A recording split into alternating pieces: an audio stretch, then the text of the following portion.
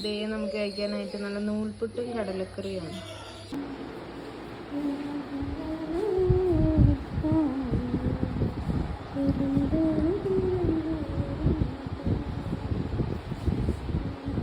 നമുക്ക് മാന്തളാണ് മീൻ. തിരുവനന്തപുരത്ത് ഇവരെ ഈ മീൻ അങ്ങനെ കിട്ടാറില്ല. ഇത് എന്താന്നറിയാത്തത് നമ്മള് ഇത് വാങ്ങിച്ചതാണ്.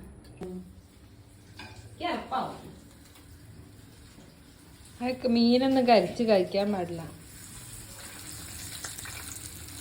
ഈ മീനിന് അവിടെ എന്താ പറയാന്ന് പറഞ്ഞു? തിരുവനന്തപുരത്ത് എന്തോ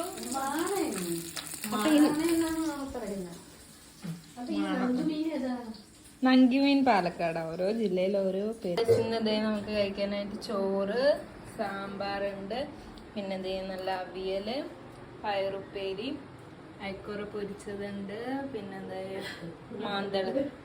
മാന്തൾ ഫ്രൈ.